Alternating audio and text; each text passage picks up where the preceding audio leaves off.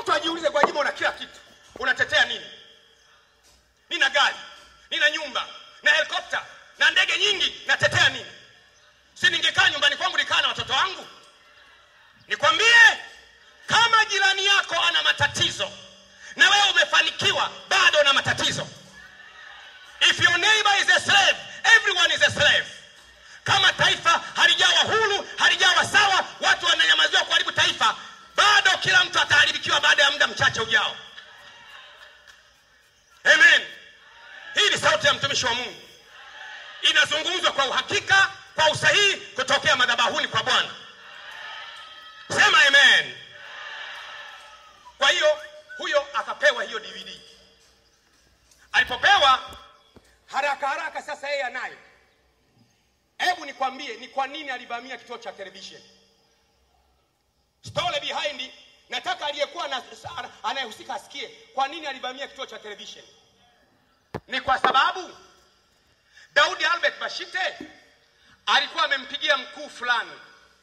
Akamwambia, mkuu, nivumilie kidogo, nimeandaa kijambo ambacho ndicho kitakachomaliza Askofu Gwajima. Kitarushwa leo kwenye Shirawadu saa 3 usiku Ijumaa mpaka saa 3:30. Naomba mkuu wangu ukiangalie. Kwa hiyo sasa yule mkuu wake ambaye anamweka kwenye mabano alikuwa kwenye television anasubiri, anadanganywa.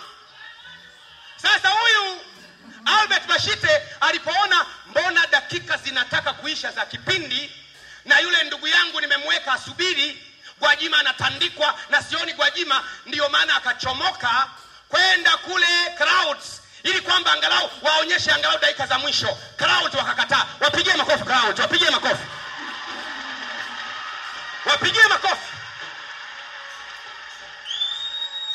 Pamoja na madhaifu yao yote Clouds wana madhaifu ya kutosha ambao hukumu yao nitatoa leo.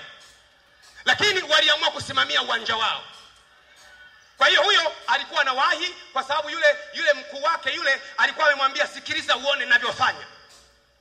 Na mimi najiuliza, yule mkuu aliyekuwa ameambiwa sikiliza kile kipindi, mimi nimejuaje? Mimi nimejuaje kwamba wewe ulikuwa unasubiri kipindi hicho saa 3 mpaka saa 3:30? Mimi nimejuaje? Yaani ni rahisi. Daudi Albert Bashite mwenyewe anawaambia wale watu wake, msiwe na wasiwasi.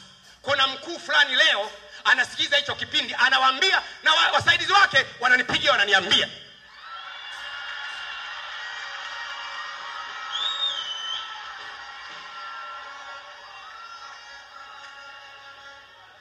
Kwa hiyo unaona sasa mambo yanavyokwenda. 0 on the paper translates 0 in the brain. Mimi nakwambia, mtu aliye na 0 kichwani, mtu aliye na 0 kwenye makaratasi, yanatafasiri 0 kwenye mipango ya kichwa chake. Niongeze kidogo, sema Niwape. Subiri, mikwaju haijaanza hapo. Lakini somo langu linaitwa nitavunja magari ya chuma. Mwambie mwenzako nitavunja magari ya chuma. Sasa kuna mambo kadha wa kadha nataka Clouds wajiulize. Jambo la kwanza, ule ujasiri wa Daudi Albert Bashite kwenda kuteka Clouds ameupata wapi? Wajiulize. Namba 2, ule ujasiri wa kuingia pale akawapiga wafanyakazi. Yaani wafanyakazi wakapigwa, wakawekewa mtutu ndani ya studio, ameutoa wapi? Clouds mjiulize, mmemsaidia miaka mingi na mmembeba miaka yote. Siku zote wanao support vyeti feki wanakuwa Clouds. Sitaki leo tuwahukumu Clouds. Nataka tuwape muda. Tuwape muda mpaka Jumatano. Kuna mambo ambayo mimi ningetaka kusema kuhusiana na Clouds. Lakini namuomba kila mtu yeyote anayetaka kusema kuhusiana na Clouds asubiri kwamba mpaka Jumatano. Clouds wafanye mambo yafuatayo. Jambo